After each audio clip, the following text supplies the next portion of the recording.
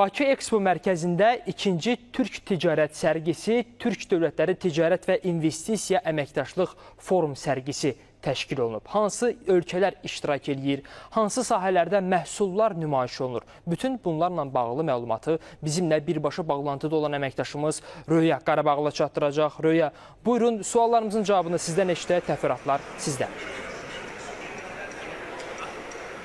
Bəli, biz hazırda Ekspo mərkəzindəyik. Türk ticarət sərgisi öz işinə başlayıb. Sərgidə Türk dövlətlərində istehsal olunan məhsullar sərgi iştirakçılarına təqdim edilməkdədir. Təbii ki, əsas məqsəd Türk birliyini birləşdirmək, daha da möhkəmləndirməklə yanaşı, həmçinin də bu ölkələrdə idxal olunan məhsulları, istehsal olunan məhsulları daha da geniş kütləyə çatdırmaqdır. Sərgi 2 gün davam edəcək, ayın 12-sinə kimi.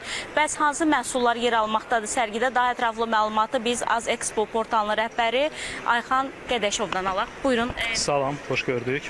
Bakı şəhərində baş tutan ikinci Türk Dövlətləri Ticarət və İnvestisiya Forumu artıq öz işinə başlayıb. Həqiqətən çox maraqlı və məhsuldar bir tədbir olacağını hesab edirik. Həmçinin qeyd etmək yerinə düşər ki, bu tək sərgi deyil, həm də bir forum formatında keçirilən bir sərgidir. Sərgiyə paralel olaraq həmçinin 10-a yaxın panel müzakirəsinin təşkili nəzərdə tutulub və burada müxtəlif istiqamətlər var. Bu istiqamətlərdən biri akademik istiqamətdir. Burada elm adamları, elm xadimləri, Türk dövlətlərindən olan nümayəndələr öz elm işlərini nümayiş etdirirlər. Daha sonra isə biz rəqəmsal ticarətə də çox böyük önəm vermişik. Rəqəmsal ticarət sahəsində də bir panel müzakirəsi həyata keçiriləcək.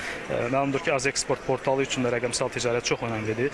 Elə son illərin statistikası da onu göstərir ki, ticarət rəqəmsallaşmaya doğru gedir və artıq o dövr üçün biz indidən hazır olmalıyıq. Həm Türk dövlətləri olaraq, həm region ölkələri olaraq. Bu baxımdan da o sahədə də təcrübə mübadiləsinin həyata keçirilməsi çox böyük əhəmiyyət kəsb edir.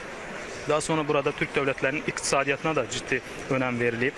Bu baxımdan Türk dövlətlərinin iqtisadçıları öz iqtisadi biliklərini nümayiş etdirirlər, yeni modellər, yeni fərziyyələr, ideyalar, onları bölüşürlər.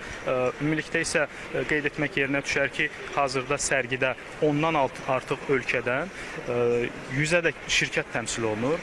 Müxtəlif sənaye sektorundan şirkətlər var, tekstil sektorundan şirkətlər var, qida sektorundan şirkətlər var. Bu şirkətlərin burada nümayiş olunması, məhsulların təqdim olunması həm regional səviyyədə, həm də Azərbaycan üçün, ölkəmiz üçün çox önəmlidir. Çünki burada ciddi şəkildə təcrübə mübadiləsi həyata keçirilir. Bugün biz geniş şəkildə Türk dövlətləri ölkələrinin məhsulları ilə tanış oluruq. Və düşünürəm ki, burada əldə olunan nailiyyətlər gələcəyinə Türk dövlətlərinin həm region ölkələri üçün, həm daxili öz aralarındakı ticarət dövriyyəsi üçün, həmçinin Amerika qitəsi, Avropa qitəsi və digər ölkələrlə ticarət əlaqələrinin genişləndirilməsi üçün ciddi bir əhəmiyyət kəsb edən bir prosesdir və ümid edirik ki, növbəti illərdə də bu sərgi digər Türk dövlətlərində, həmçinin Türk Dövlətləri Təşkilatında müşahidəçi ölkələrdə də davam etdiriləcək. Təşəkkür edirəm ətraflı məlumat üçün. Bəli, qeyd edildiyi kimi Türk dövlətlərinin işbirliyi, məsələn, onların məhsullarının satış sərgisi həm məlumatlıq xarakter daşıyır, eyni zamanda da bu ölkələrdə istehsal olunan məhsulların tanıtımı məqsədi güdür və ilk sərgi qeyd edim ki, Türkiyədə keçirilmişdi. Bu il isə Azərbaycanda keçirilir. Gələn illərdə digər Türk dövlətlərində keçirilməsi nəzərdə tutulur. Hələlik isə bizdən bu qədər deyirik. Buyurun, yenidən sözü sizə ötürürük.